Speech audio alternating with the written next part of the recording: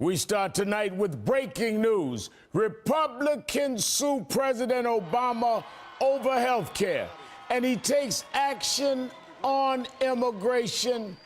A dramatic series of events today as President Obama moved ahead with his executive action on immigration, signing 2 memos on board Air Force One as he flew to Las Vegas to sell his plan to start fixing America's broken immigration system. For years, we haven't done much about it. Well, today we're doing something about it. If you have children who are American citizens or legal residents, if you register, you pass a background check, you are willing to pay your fair share of taxes, then you're going to be able to apply to stay in this country temporarily without fear of deportation. You can come out of the shadows, get right with the law.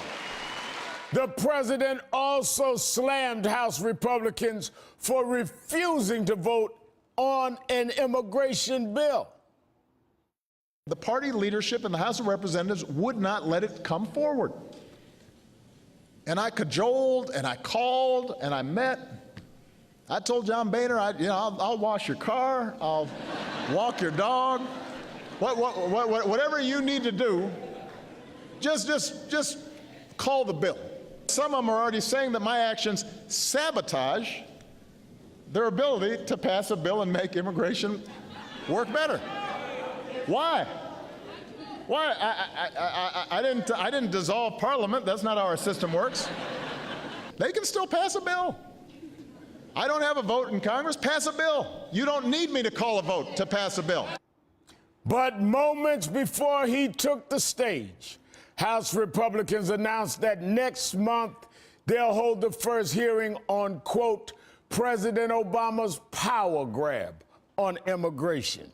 And just hours earlier, Republicans filed this lawsuit over the Affordable Care Act, accusing him of, quote, unconstitutional and unlawful actions, and claiming his administration had, quote, abused its powers.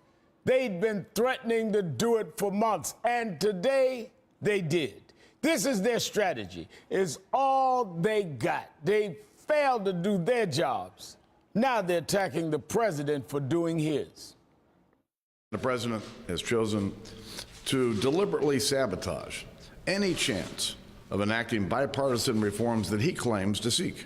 He's damaging the presidency itself. We will not stand idle as the president undermines the rule of law in our country. Thank you. Happy Thanksgiving. Well, gobble, gobble to you too, Mr. Speaker Boehner. Folks, here's the truth. This Thanksgiving, millions of people will sit down with their families knowing they won't be torn apart and deported. Millions of people who have health insurance who didn't have it before. And that's what Republicans want to take away. But the president won't let it happen.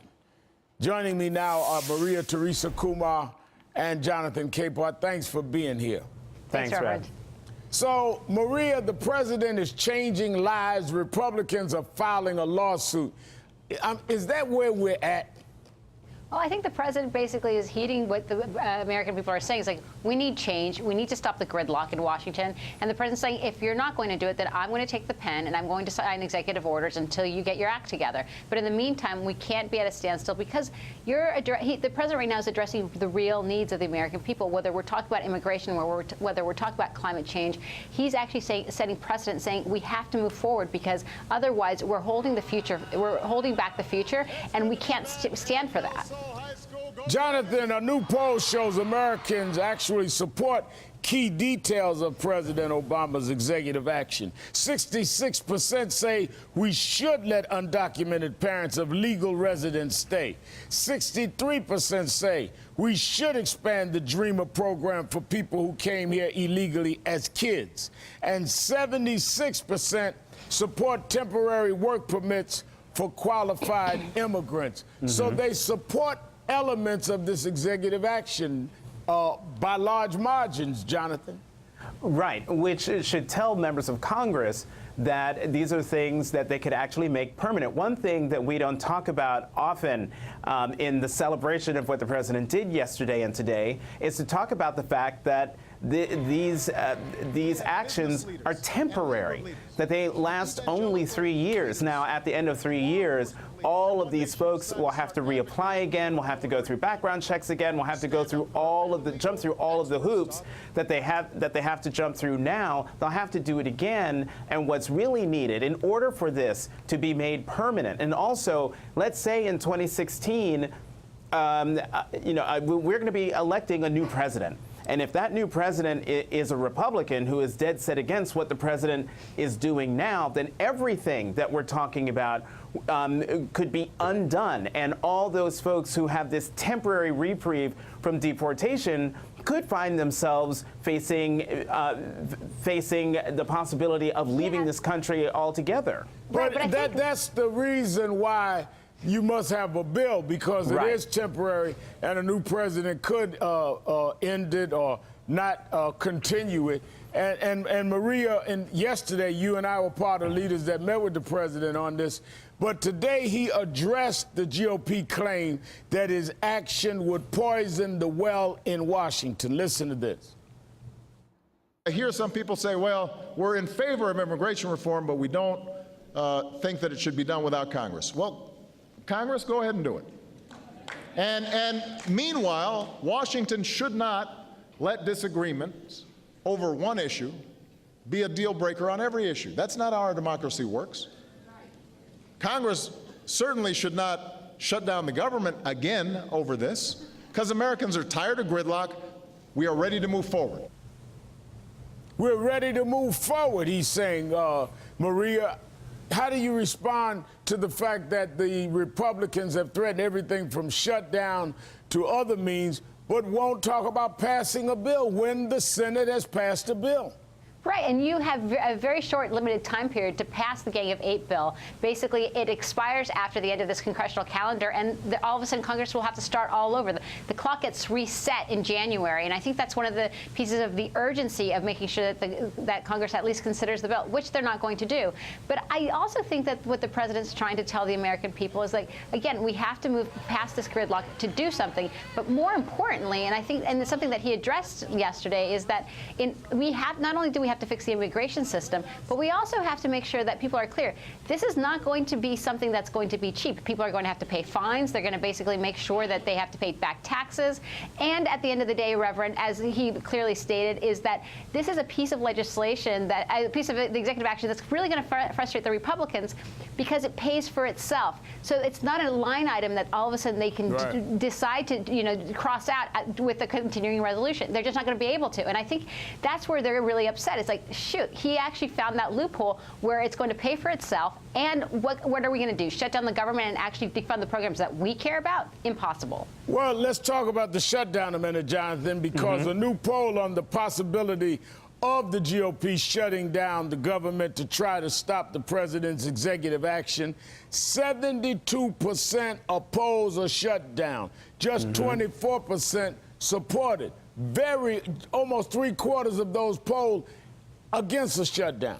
Right, and if you listen to Republican leaders, incoming Senate Majority Leader Mitch McConnell, Speaker Boehner, what they're saying publicly and privately is there will be no government shutdown, there will be no debt ceiling fight, there will be no impeachment. Now that's what they can say as leaders under normal circumstances. You could take that to the bank that those things will not happen.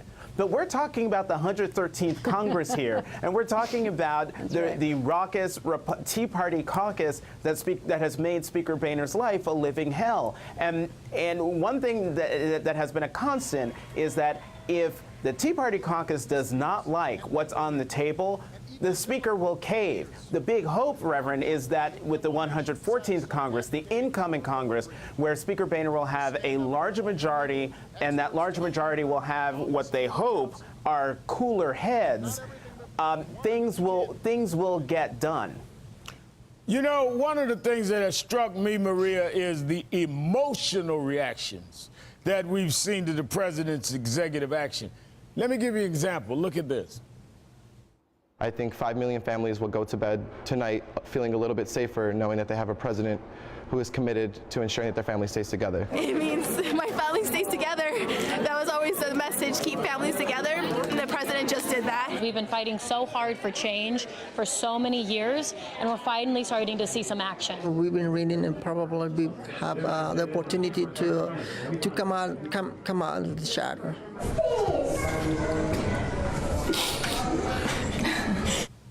I mean, what do Republicans say to these people, Maria, these real-life people whose lives have been changed and touched by this? They don't have anything, Reverend. What they want to say is that in one hand, they say, well, we don't want to deport you, but at the same time, they don't actually want to solve the problem.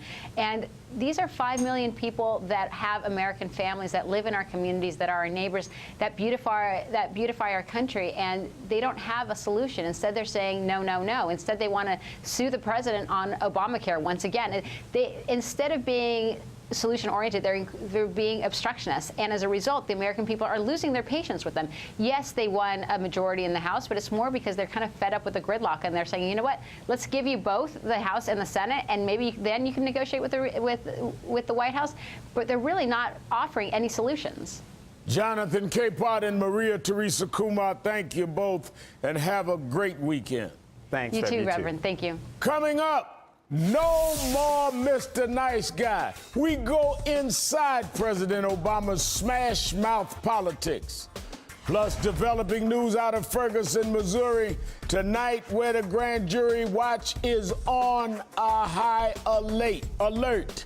And Michael Brown's father is calling for peace. I want it to lead to incredible change, positive change, change that makes the St. Louis region better for everyone. And we know he loves it, but why is President Obama's BlackBerry making news tonight? Conversation Nation is ahead.